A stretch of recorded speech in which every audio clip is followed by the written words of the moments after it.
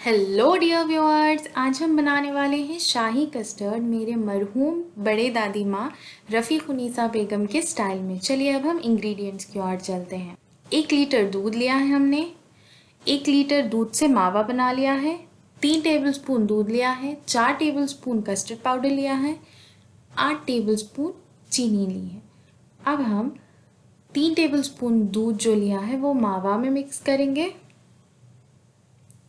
और इसे अच्छे से फेंट लेंगे।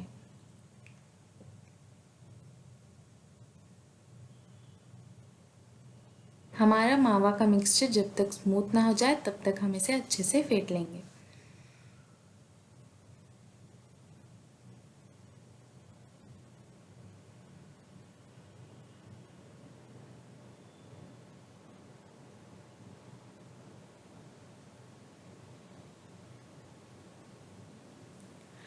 अब हम हमारे कस्टर्ड पाउडर में 1 लीटर दूध में से 2.5 टेबलस्पून दूध ऐड करेंगे और उसे अच्छे से फेंट लेंगे और साइड में रख देंगे।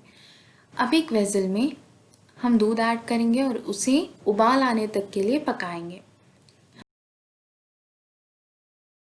हमारे दूध में उबाल आ चुका है। अब हम इसमें मावा ऐड करेंगे, अच्छे से मिक्स करेंगे और अब हम इसमें चीनी भी ऐड कर लेंगे।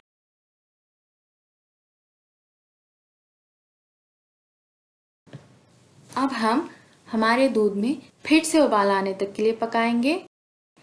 हमारे दूध में उबाल आ चुका है। अब हम इसमें हमारा कस्टर्ड का जो मिक्स है उसे ऐड करेंगे, विस्क करते हुए अच्छे से, ताकि हमारा कस्टर्ड जो है वो अच्छा स्मूथ कंसिस्टेंसी का हो और उसमें कोई लम्प्स ना आए।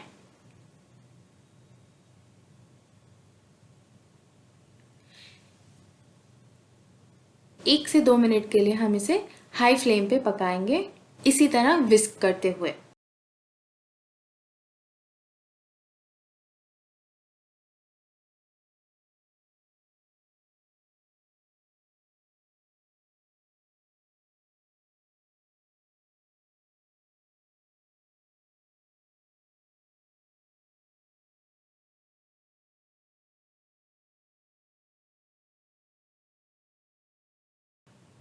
अब हम चूल्हा बंद कर लेंगे और हमारे कस्टर्ड को रूम टेम्परेचर पर आने के लिए रख देंगे। हमारा कस्टर्ड ठंडा हो चुका है। अब हम इसमें चॉप्ड फ्रूट्स डाल लेंगे।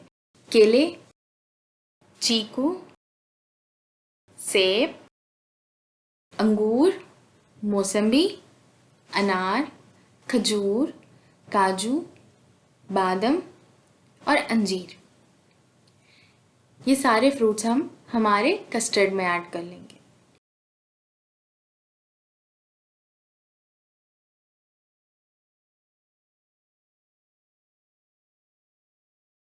आप चाहो तो अपने मनपसंद फ्रूट्स भी ऐड कर सकते हो।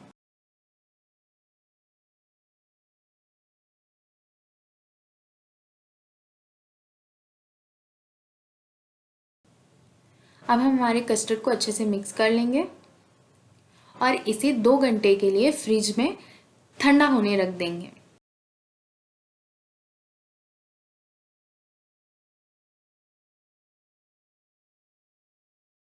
हम इसे ठंडा ठंडा सर्व करेंगे। आप ये रेसिपी ज़रूर ट्राई करिए। अगर मेरा वीडियो आपको अच्छा लगा तो आप इसे लाइक करें और अपने फ्रेंड्स और फैमिली में शेयर करें और मेरे चैनल को सब्सक्राइब करें।